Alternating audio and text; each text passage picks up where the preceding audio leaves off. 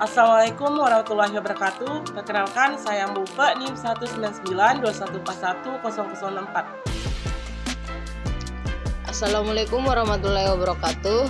Saya Rizky Amaliaha dengan NIM 19921414008 dari Prodi Akuntansi S1 kelas A. Terima kasih.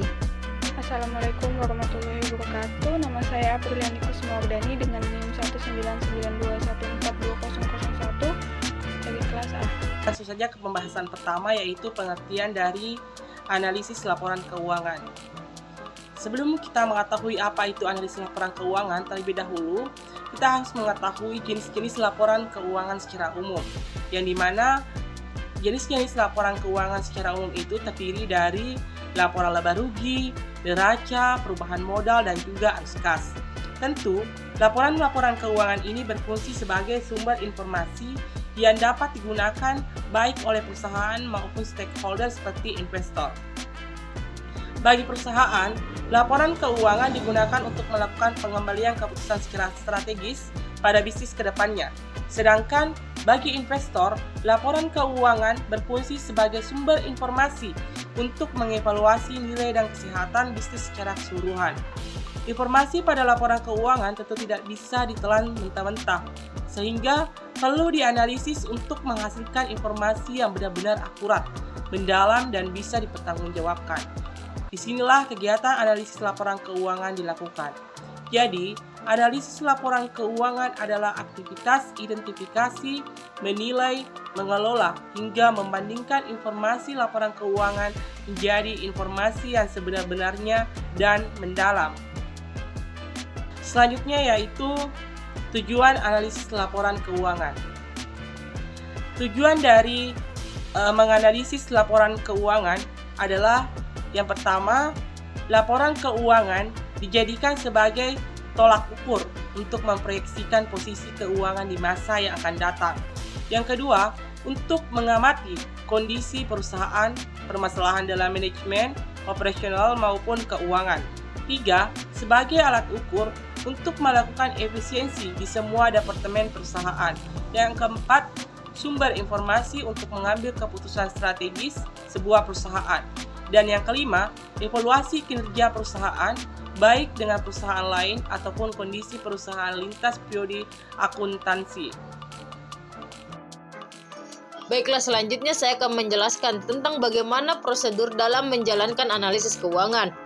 Adapun langkah-langkah yang harus dilakukan dalam menganalisis laporan keuangan adalah sebagai berikut. Yang pertama, memahami latar belakang data keuangan perusahaan. Mencakup pemahaman tentang bidang usaha dan kebijakan akuntansi yang dianut dan diterapkan oleh perusahaan. Yang kedua, memahami kondisi-kondisi yang berpengaruh pada perusahaan, mencakup informasi mengenai tren dan kecenderungan industri di mana perusahaan beroperasi, seperti perubahan teknologi, perubahan selera konsumen, dan perubahan faktor-faktor ekonomi, seperti perubahan pendapatan per kapita, tingkat bunga, tingkat inflasi, dan pajak. Selain itu, perhatikan juga perubahan yang terjadi di dalam perusahaan itu sendiri, seperti perubahan posisi manajemen kunci. Yang ketiga, mempelajari dan mengamati laporan keuangan secara menyeluruh. Tujuan langkah ini adalah untuk memastikan bahwa laporan keuangan sudah jelas dalam menggambarkan data keuangan yang relevan dan sesuai dengan standar akuntansi keuangan. Yang keempat, menganalisa laporan keuangan. Guna berbagai metode dan teknik analisis yang ada dapat menganalisa laporan keuangan dan menginterpretasikan hasil analisis tersebut. Oke. Selanjutnya saya akan menjelaskan tentang dasar analisis laporan keuangan. Terdapat dua dasar yang termasuk dalam analisis laporan keuangan yang perlu diketahui dan kita pahami. Yaitu yang pertama, ada analisis horizontal, yaitu analisis laporan keuangan dengan mengadakan perbandingan laporan keuangan untuk beberapa periode atau beberapa saat, sehingga kita dapat mengetahui perkembangannya. Yang kedua, ada analisis vertikal, disebut juga sebagai metode analisis yang statis karena kesimpulan yang diperoleh hanya untuk periode itu saja, tanpa mengetahui perkembangannya. Analisis vertikal digunakan apabila laporan keuangan yang dianalisis hanya meliputi satu periode saja atau pada suatu saat saja dengan mempertimbangkan antar pos yang satu dengan pos yang lainnya dalam laporan keuangan tersebut, sehingga akan diketahui keadaan keuangan atau hasil operasi pada saat itu juga. Untuk materi selanjutnya yaitu mengenai metode analisis laporan keuangan, yang dimana metode analisis laporan keuangan ini terdiri dari 4, yaitu yang pertama metode analisis. Metode analisis merupakan metode membandingkan laporan keuangan beberapa tahun lalu dan membuat perkiraan tren atau grafiknya. Yang kedua, metode komparatif.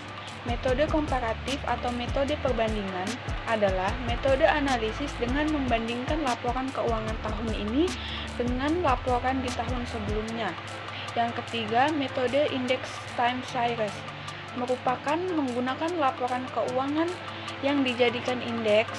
Indeks tersebut dijadikan sebagai acuan tahun dasar.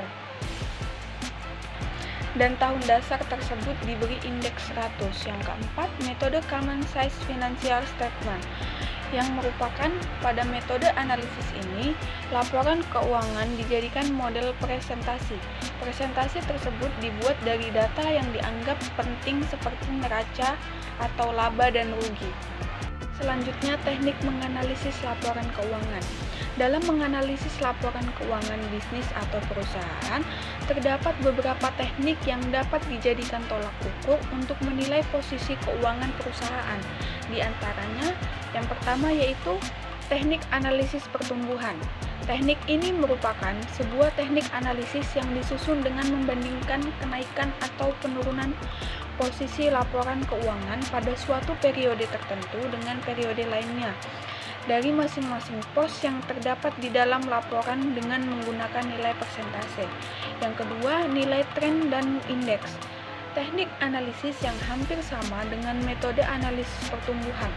Namun, angka yang digunakan untuk pembanding adalah laporan keuangan periode tertentu yang dijadikan indeks dan dipilih sebagai tahun dasar. Yang ketiga, teknik analisis rasio, yaitu membandingkan masing-masing pos laporan keuangan yang relevan atau data yang signifikan.